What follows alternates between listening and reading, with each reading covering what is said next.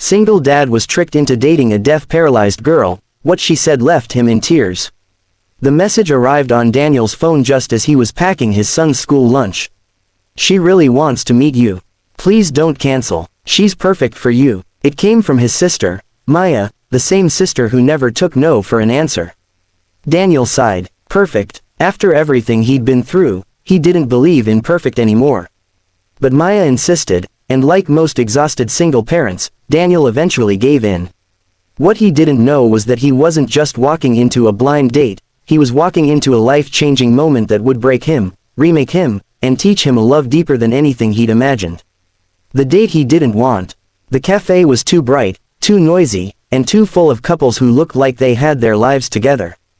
Daniel felt like an outsider, a widowed single dad, juggling 2 jobs, barely holding himself up for his 7-year-old son, Adam.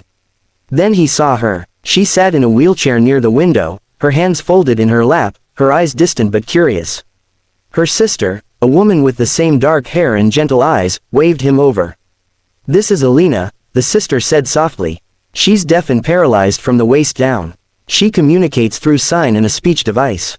Daniel froze. His sister hadn't mentioned any of this. His mind raced, not out of judgment, but fear. Fear that he wasn't capable. Fear that he didn't know how to talk to her. Fear that he was already failing at everything else in his life, and now this. But Alina smiled. A warm, patient smile that made the noise of the cafe fade away. Her speech device spoke as she typed, slow but steady. "Hi Daniel, thank you for coming. I know you didn't expect me." Something in his chest tightened. "No," he whispered, "I'm the one who should thank you." 2 people tired of life, meeting at the right time. The first hour was awkward, Daniel stumbling over his words, Alina tapping patiently on her device, her sister occasionally interpreting. But awkwardness slowly softened into comfort. He learned she had lost her hearing after a childhood illness and became paralyzed after a car accident 5 years ago.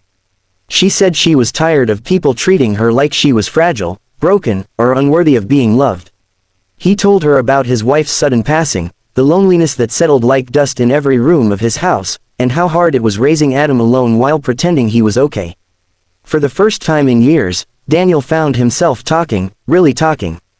And for the first time in years, someone listened without pity. Later that evening, his sister confessed everything. "Daniel, I knew you wouldn't show up if I told you everything. But Alina is special. She's strong. She's kind. You needed someone who understands pain but still chooses hope." Daniel wanted to be angry, but he wasn't. Because she was right. For the first time since his wife died, he felt something shift inside him. A bond that grows stronger. Days turned into weeks. Daniel visited Alina often, learning basic sign language, watching her eyes light up when he got a word right. She taught him patience. He taught her trust. Adam adored her. He would sit beside her wheelchair and show her his drawings, making exaggerated hand signs that often made no sense but made her laugh until tears gathered in her eyes. It was the first time Daniel saw her cry, and the first time he realized how deeply she felt everything. But with love came challenges. Their challenges. Society's judgment. People stared at them everywhere they went. Some whispered. Some pitied him. Some pitied her. But Daniel would gently place his hand on hers and keep moving. Communication. Barriers. There were misunderstandings. Frustrations. Moments when Daniel felt useless because he couldn't understand her fast signing, and moments when she felt guilty for needing her device. But they kept trying. Every single day. Daniel's fear of opening his heart again. He worried he'd fail her. That she needed someone stronger, more patient, more perfect. But she chose him, fully, openly, with no hesitation. One evening, after a long day, Daniel arrived at her home overwhelmed, exhausted, and defeated. Work was stressful. Bills were piling up. Adam had gotten into trouble at school again. Daniel sank into the chair beside Alina and put his face in his hands. "I can't do this," he whispered.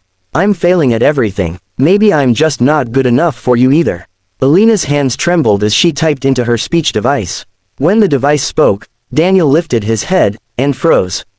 "You are not failing. You are tired, and that is allowed." She typed again, slowly, her eyes shining. "You think I need someone stronger. But Daniel, I chose you because you are gentle. You listen, you try. Do you know how rare that is?" His throat tightened. Then she typed the words that shattered him completely. "People look at me and see everything I cannot do. But you You see me. Not the wheelchair. Not the silence. Me. Daniel's breath broke. Tears fell. He covered her trembling hands with his and whispered, Alina, you saved me. The device spoke one last message. No, you saved yourself. I just reminded you that you still deserve love. A love born from broken pieces. Months later, on a quiet evening at the park, Adam placed a small handmade bracelet on Alina's wrist. Dad said you can't hear me, he said softly, but I know you feel everything. Alina wiped her tears. Daniel knelt beside her and held her hand. We're not perfect, he said. But maybe love isn't about perfect people. Maybe it's about choosing each other anyway. Alina smiled, typed into her device, and the speaker said, Yes, Daniel, I choose you. And with that simple sentence, the man who believed he had nothing left to give realized he had everything he needed, right there in front of him. Two souls, broken in different places, finding a way to fit together. Final message for the audience. Love doesn't always arrive in the form you expect. Sometimes it comes disguised as a challenge. Sometimes it comes in silence. Sometimes it sits in a wheelchair by a window, waiting for someone brave enough to look past what the world sees. And sometimes it is the broken parts of two people that fit together the most beautifully.